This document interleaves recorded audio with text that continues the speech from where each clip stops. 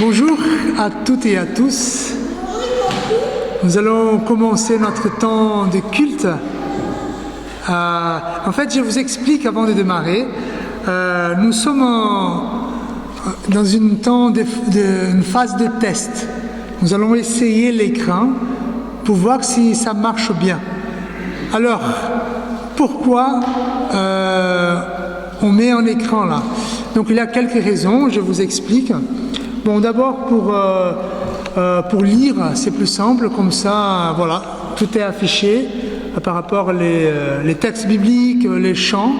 Après, comme nous avons l'habitude des 3 recueils des chants, Aile de la foi, Arc-en-ciel, Alléluia, parfois, il n'est pas les mêmes paroles qui sont affichées. Donc, parfois, nous avons des habitudes et voilà, c'est compliqué. Après, pour moi, le plus important aujourd'hui, c'est par rapport aux enfants. Pourquoi? Parce que moi, je suis dans une recherche par rapport à l'avenir de l'Église. Et finalement, j'ai découvert qu'on voulait bien avoir des enfants, mais nous ne faisons pas un culte pour que les enfants se sentent bien. Et donc, je ne pense pas seulement à mes enfants, mais j'ai des exemples vivants chez moi. Pour les enfants qui sont en train d'apprendre à lire, c'est très difficile le recueil des chants. Voilà, les chants qui sont partagés avec les partitions, tout ça. Et ça, c'est un atout pour qu'ils puissent participer de la vie de l'Église. Même les images, quand il y a des choses pour les enfants, voilà. Mais ce que je vous demande, c'est vraiment presque une supplication. Essayez de nous faire part, aux conseillers, de ce que vous trouvez par rapport à l'écran. Si vous l'aimez, dites-nous. Si vous ne l'aimez pas, dites-nous aussi. Pourquoi? Parce que les conseils ne peuvent pas prendre une décision sans savoir si ça vous aide ou pas. D'accord? Nous sommes dans une phase de test. Ça ne veut pas dire qu'on va le garder pour toujours, mais on voit si cela va nous aider en tant que paroisse. D'accord? Promis? À la lettre de Paul aux Corinthiens, il nous a dit: ne savez-vous pas que votre corps est le temple du Saint-Esprit? Ne savez-vous pas que votre corps est le temple du Saint-Esprit qui est en vous, et vous avez reçu de Dieu, et que vous ne vous appartenez point à vous-même, car vous avez été rachetés à un grand prix. Glorifiez donc Dieu dans votre corps et dans votre esprit qui appartiennent à Dieu.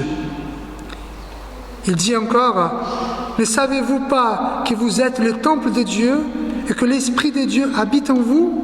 Si quelqu'un détruit le temple de Dieu, Dieu le détruira, car le temple de Dieu est saint, et c'est ce que vous êtes. Ce que Paul est en train de nous dire, il prend l'image de l'Ancien Testament, où le temple, c'était le lieu de l'habitation de Dieu. Et donc il va dire que nous, en tant qu'Église, d'une façon individuelle et d'une façon collective, nous sommes ce temple où Dieu il habite. Et donc, il va nous donner cette loi en disant que nous devons éviter tout genre et toutes sortes de péchés parce que nous sommes le temple du Saint-Esprit. Voilà les prescriptions, les lois de notre Dieu.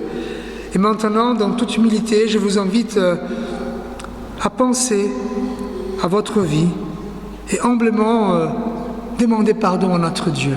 Nous allons le faire par une prière, mais aussi, même assis, je vous invite à chanter les 2 premières strophes de chant tel que je suis. Moi, j'ai décidé de faire un chemin avec vous. Donc, méditez à cette lettre, à la lettre de Paul aux Éphésiens. Donc, nous allons faire une série de prédications sur cette lettre. Pourquoi? Parce que cette lettre elle est très importante pour nous les chrétiens. Il y a Saint Augustin qui a dit qu'il y a 2 façons de vivre la foi. Il va utiliser des mots difficiles en latin, mais il dit qu'il y a la foi à laquelle nous croyons. Il n'y a pas d'explication, c'est juste notre cœur qui croit et c'est tout. Il y a la foi par laquelle nous croyons, ça veut dire des explications que nous avons et qui nous aident à comprendre et qui nous aident à croire. Par exemple, je suis certain que vous êtes bénis par notre union ici. Nous sommes l'Église et nous sommes bénis par cette union. Et quoi qu'on dise, on ne peut pas trop expliquer ce qui se passe. Mais il y a quelque chose de surnaturel. Pourquoi nous venons, pourquoi nous quittons trop tôt le matin, dans dimanche, pour être ici? Mais la lettre aux Éphésiens va nous aider à comprendre comment ça marche, comment l'Église elle marche. C'est pour ça que je vous invite à faire ce chemin. Voilà, comme nous le savons, nous sommes tous des pèlerins. Et avoir des indications dans notre chemin, c'est très intéressant. Et donc nous allons marcher sur le chemin de cet épître. Évidemment, nous n'allons pas rester des années sur cet épître, mais nous allons essayer de trouver des vérités pour nous. Parce que, frères et sœurs, pour moi c'est très important que vous sachiez l'importance de votre présence, l'importance de votre vie pour cette communauté, afin que je puisse prêcher. Nous ne sommes pas là, et nous allons voir, nous ne sommes pas là, nous ne sommes pas ici ce matin par des intérêts communs. Nous sommes ici parce qu'il y a un lien spirituel qui nous lie avec Abraham, avec Jacob, avec tous les saints de tous les temps. Et mon but c'est ça, c'est de vous montrer par cette lettre comment fonctionne l'Église. Cette lettre, c'est une lettre destinée au monde entier, à tous les chrétiens, aux juifs, aux non-juifs, pour les hommes, pour les femmes, pour les maris, pour les épouses, pour les parents, pour les enfants, pour les maîtres, pour les serviteurs, pour les esclaves.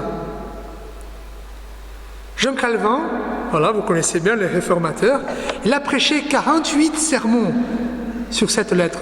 Je ne vais pas faire pareil, hein, c'est beaucoup. Et il y a l'un des pères de l'Église, Jean Chrysostome, qui va dire « c'est une lettre sublime ».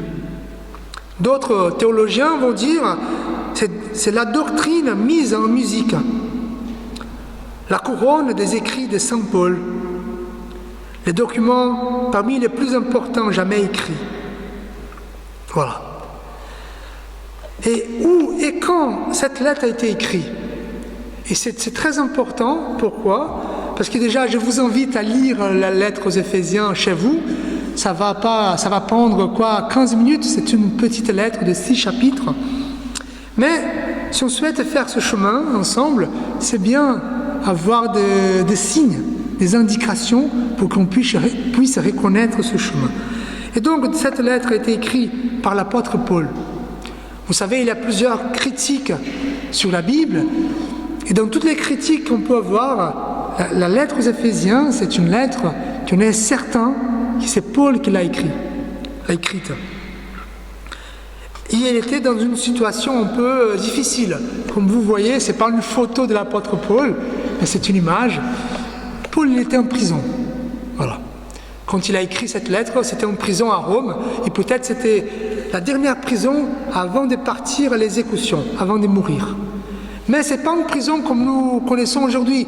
Il n'était pas enchaîné, non, c'était une prison à domicile. Il avait une pièce où il pouvait rester, il avait des gardes, des soldats devant cette pièce, mais il pouvait quand même recevoir des gens. Il pouvait encore enseigner. Et donc c'est là qu'il va écrire le message de cette lettre. La lettre de Paul met l'accent sur l'Église. Je ne parle pas de l'Église locale, je parle de l'Église avec le majuscule, l'Église universelle, l'Église catholique. Vous savez, catholique, ça veut dire universel, l'Église qui est de par le monde. Et l'Église est le sujet de la lettre aux Éphésiens. L'Église qui a commencé au jour de la Pentecôte.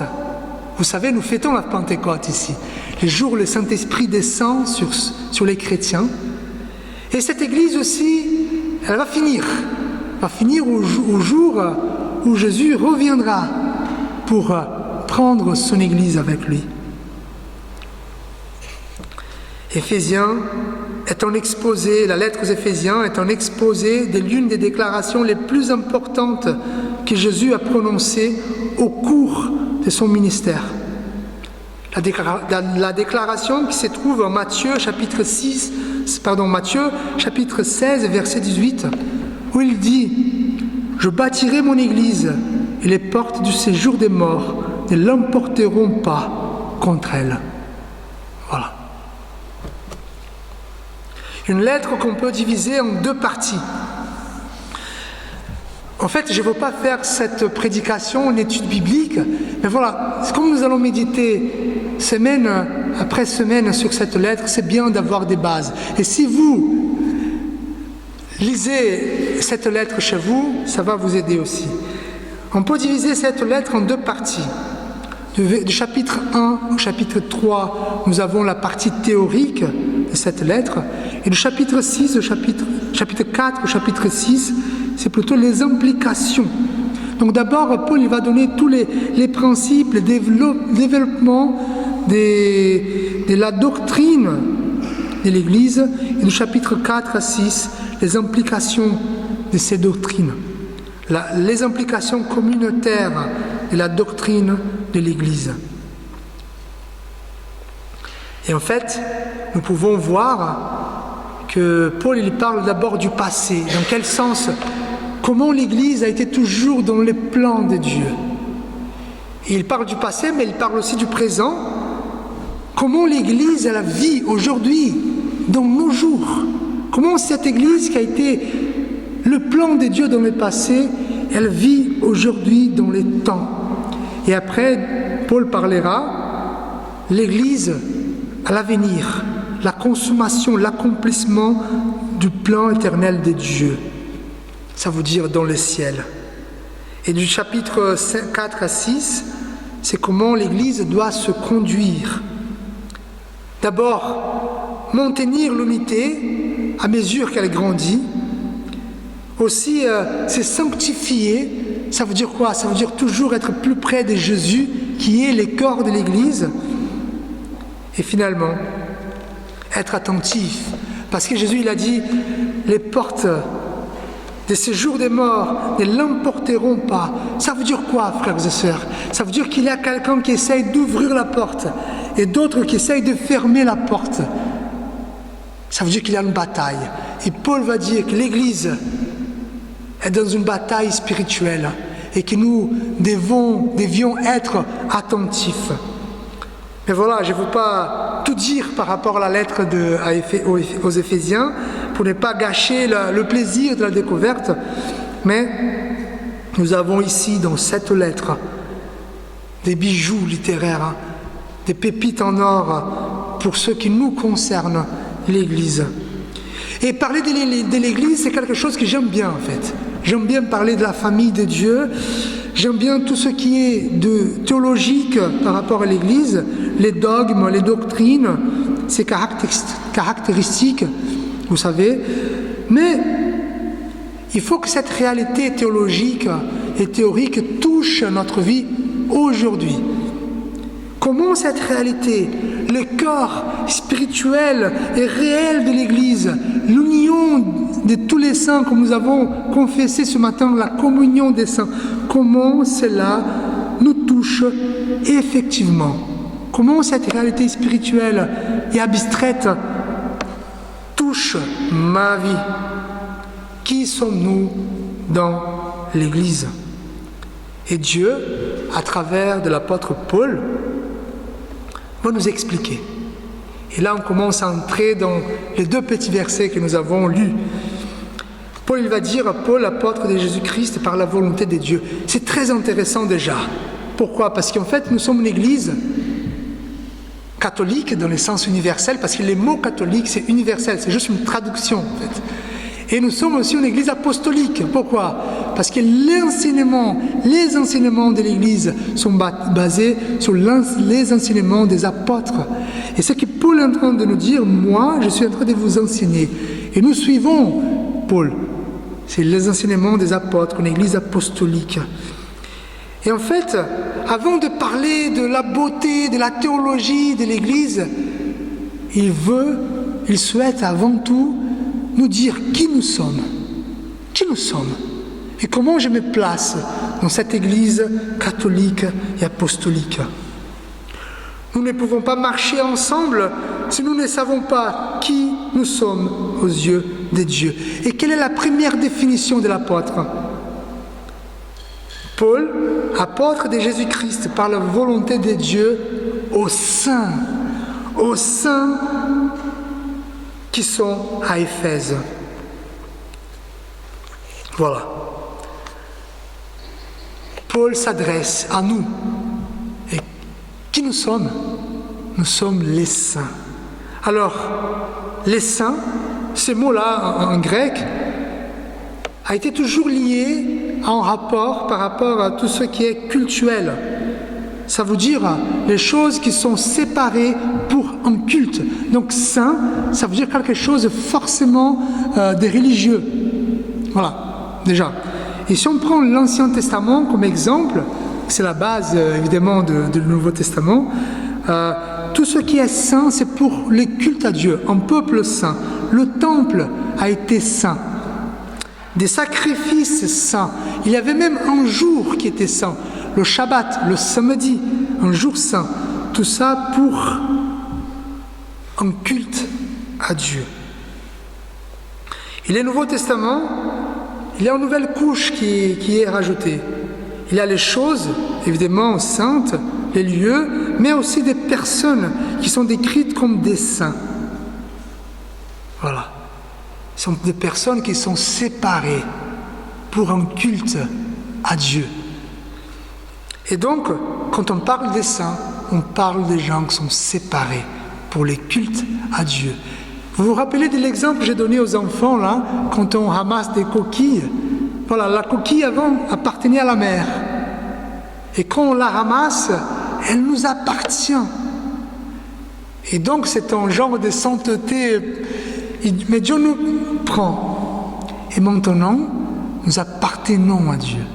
C'est ça la vérité. C'est ça c'est le sens d'être saint. Tout bien considéré dans le contexte de la Bible, Ancien et Nouveau Testament, les saints parlent des croyants qui peuvent s'approcher et appartenir à Dieu. Seulement parce qu'ils ont reçu le droit par la grâce de Christ. Frères et sœurs, c'est une vérité. Et avant tout, nous sommes saints. Nous appartenons à Dieu. L'Église est une communauté des gens qui appartiennent à Dieu. Évidemment, il y a des questions qui nous viennent à l'esprit. Alors, pour beaucoup, devenir saint ou être saint, c'est le résultat d'un effort personnel. Ça veut dire qu'il faut que j'ai une conduite, il faut que j'ai un comportement moral et éthique parfait. Ce que Paul est en train de dire, c'est pas du tout ça. Être saint, c'est d'abord par la grâce de Dieu. Et donc nous devenons saints parce que Dieu nous a choisis. Et évidemment, le chemin de sanctification, c'est une autre chose. En fait, je suis séparé et j'aurai des actions, des attitudes de quelqu'un qui appartient à Dieu, évidemment. Mais ce n'est pas par mes mérites, par mes efforts, par mon comportement moral et éthique que je deviens saint. Donc, déjà, malheureusement, frères et sœurs, et heureusement, l'Église est une communauté de gens qui appartiennent à Dieu. Très bien. Mais des gens qui ne sont pas parfaits. Voilà. Donc ça veut dire, même moi en tant que pasteur, et pour ceux qui sont les plus anciens, nous ne sommes pas parfaits. Ça veut dire que ceux qui sont à côté de vous là, ils pêchent encore. Et vous n'allez pas trouver des gens parfaits dans les églises.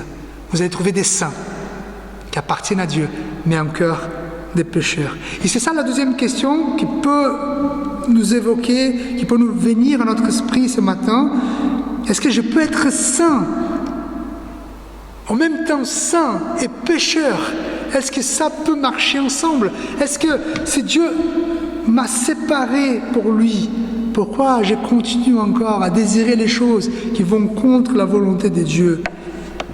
Alors déjà, Dieu a créé tout très bien. Voilà, tout a été bon. Même les êtres humains ont été créés bons. Pourtant, le péché de nos premiers parents a touché toute la création parfaite de Dieu, Adam et Ève. Alors, je vous donne un exemple. Soit disant que vos parents sont nés très riches. Vous venez de père la mère bourgeois. Mais, après le mariage, ils ont fait quelques bêtises, ils ont appauvri, ils deviennent pauvres. Voilà. Et donc ils vont vous avoir. Donc vous êtes nés pauvres. Ça veut dire que c'est pas parce que vos parents sont nés riches, mais ils ont tout perdu. Et maintenant, vous n'êtes pas riches, vous êtes nés pauvres. C'est un peu ça. Adam et Ève ont tout reçu de la part de Dieu, mais nous sommes nés d'Adam et Ève. Ça veut dire qu'ils ont tout perdu. Et nous avons hérité, si vous voulez, cette pauvreté de la part d'Adam et Ève. Et nous avons hérité le péché. Mais il y a un pasteur qui va faire des questions, et je trouve très intéressant. Sommes-nous uniquement d'horribles pécheurs corrompus et sales? Notre identité se résume-t-elle à cela? Même en tant que chrétiens, l'histoire s'arrête-t-elle là pour autant? Est-ce que nous pouvons nous définir seulement en tant que pécheurs? Non, nous sommes des saints.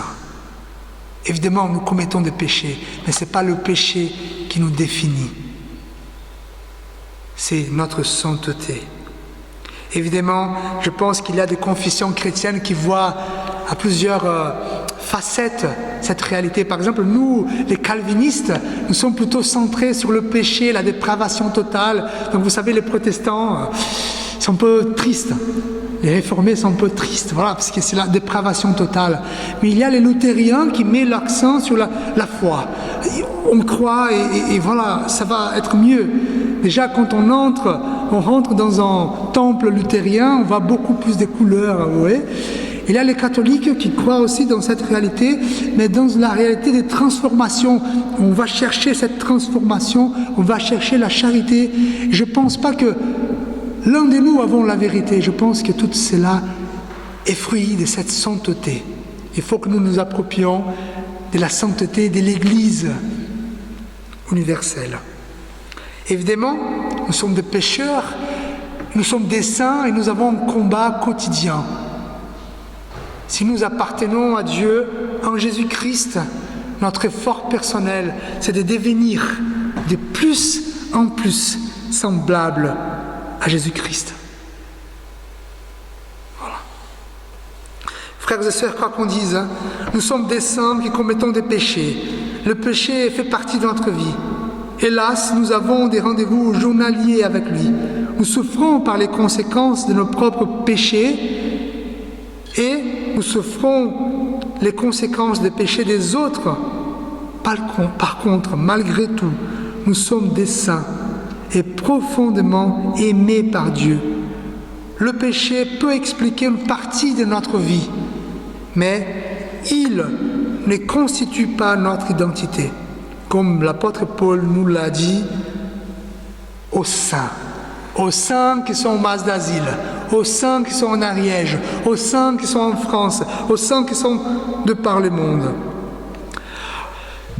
Avec cette réflexion, quoi faire? D'abord, nous avons une identité. Nous n'avons pas besoin de bâtir une identité par nous-mêmes. Et là, je ne vous adresse pas ça. Pourquoi? Parce que vous êtes d'une génération où vous êtes nés et vous avez une identité transmise par vos parents. Mais nous avons aujourd'hui, quand je parle de jeunes adultes, ils sont en crise d'identité. Ils ne savent pas qui ils sont. Stéphanie, comme vous le savez, elle a repris le travail et elle était au Pôle emploi et son consultant, il lui a dit, vous savez, ne t'inquiète pas pour les choix que tu vas faire.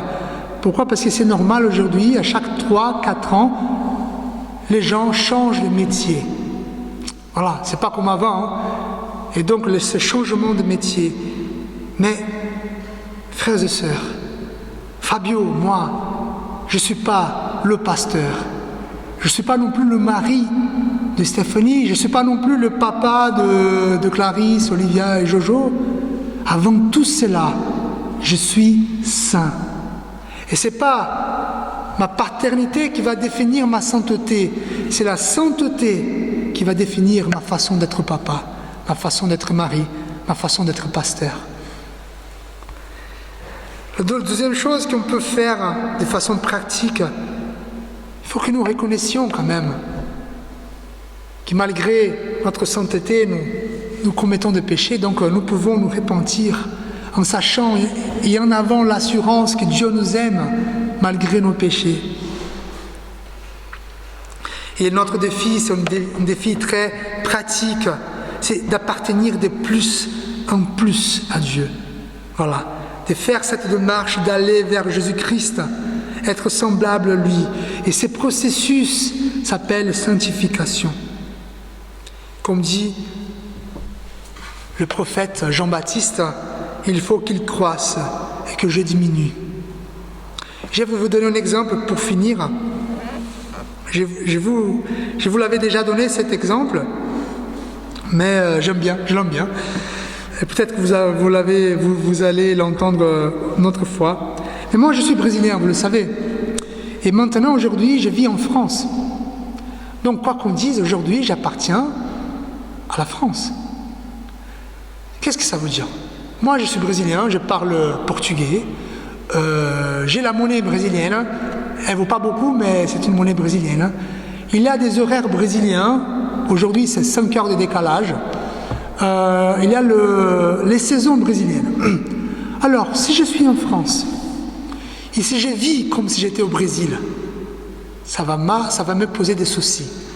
Déjà, janvier et février au Brésil, c'est l'été. Donc je ne peux pas mettre des habits d'été ici en France, en janvier et février. Pourquoi? Je vais être malade. Si je veux me communiquer, je ne peux pas parler portugais. Il faut que j'apprenne le français. Et j'avoue, c'est difficile la langue française.